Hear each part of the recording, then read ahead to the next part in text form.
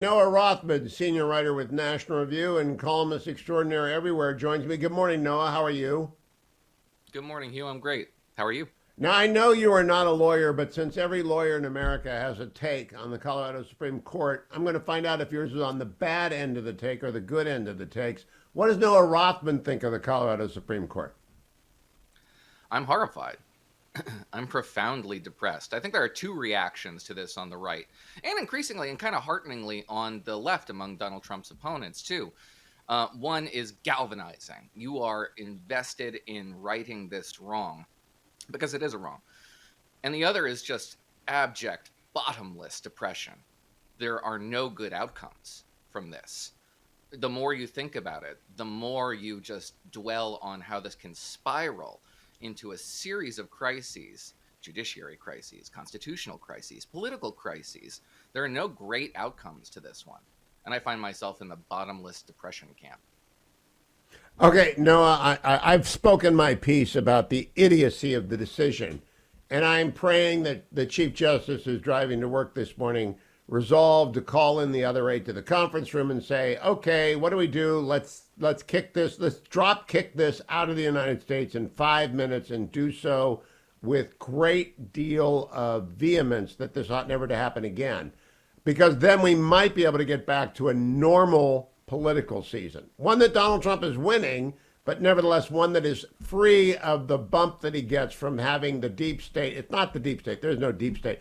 The permanent Democratic unhinged left elite try and screw him, by which they help him. How soon do you think the Supreme Court will act on this? I couldn't even begin to speculate. The imperative is to act as soon as possible. I don't know what the docket looks like. I don't know what their schedule looks like, especially at this time of year. It is an emergency decision that's necessary, and it has stayed, but it's only stayed until January. So we have a ticking clock. The logic should be rather plain here. I would hope to see a 9-0 decision from the Supreme Court. I think the best we can expect is 7-2, most likely 6-3. But the statute doesn't allow this. The Minnesota Supreme Court made it pretty plain that there's no statutory basis to reach even the merits of the claim, which is that Donald Trump has been invalidated by his actions. If they did reach the merits, they'd discover that there really isn't any basis for that. The idea that this is self-executing, as its advocates seem to say, is betrayed by the fact that there are a lot of actors executing this. This is being lobbied for by attorneys. This is being implemented by courts. And they have to twist themselves into jurisprudential pretzels in order to justify the idea that the former president is invalidated from appearing on the ballot because he participated in an event that no one has accused him of participating in actively, has not been convicted of participating in actively, indeed was acquitted by the U.S. Senate when the allegation was levied against him. I take a lot of exception to some pro-Trump elements on the right who maintain that the allegations against him in criminal court, particularly in relation to January 6 events, constitute an attempt to do the impeachment over again. That is not true. What we're arguing in court are specific statutory violations. What this is, what the Colorado Supreme Court did, absolutely is an attempt to redo impeachment. In the very article on which he was tried, incitement to insurrection, the Senate acquitted him. The Colorado Supreme Court doesn't like that, so they've decided to abandon their remit and make themselves into the arbiters of the course of American history. They've decided Yeah, they they will are a therefore star chamber. change. But Noah, you did something there that a lot of non lawyers do. And I'm not mad at people who make this mistake. They think the court votes politically. It doesn't. There is a liberal jurisprudence and a conservative jurisprudence. And sometimes when decisions are involving fault lines between originalism and living constitutionalism, it does become 6-3 or 7-2.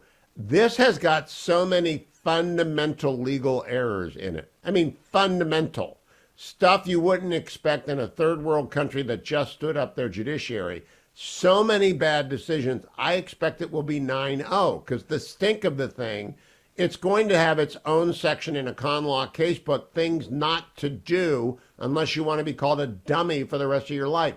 So I think it's going to be 9-0. But the key is how quickly will it be at 9-0? Because it's absolutely going to crush. And I want you to agree or disagree with me on this. It's going to crush DeSantis in Iowa. It's going to crush Nikki Haley, who has real momentum in New Hampshire. because it's going to take all the oxygen out of the room. Now, if you're a Trump fan, you're happy with that. And I think probably the former president is happy with this. But it's not the way American politics is supposed to work.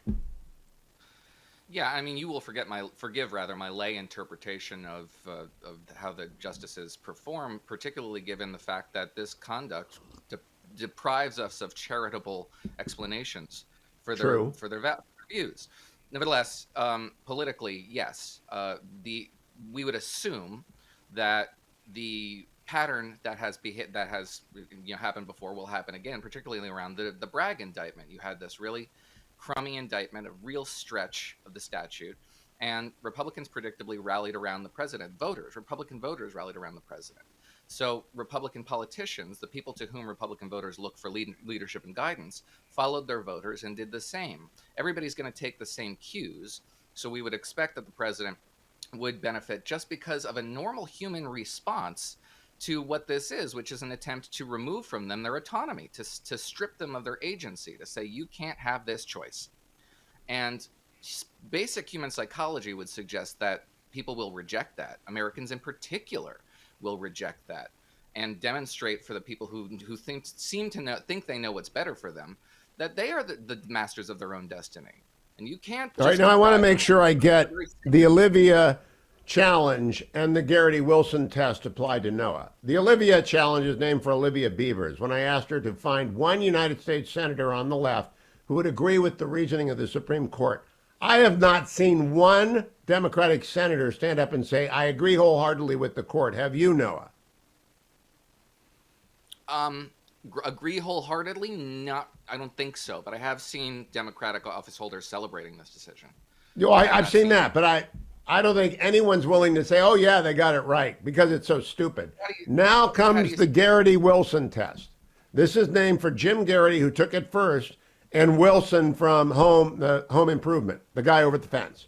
If you had to line up the 7 people who could be president, Joe Biden, Kamala Harris, Donald Trump, Nikki Haley, Ron DeSantis, Chris Christie, and Vivek Ramaswamy, who would you want to live next door to first, and who would you want to live next door to least?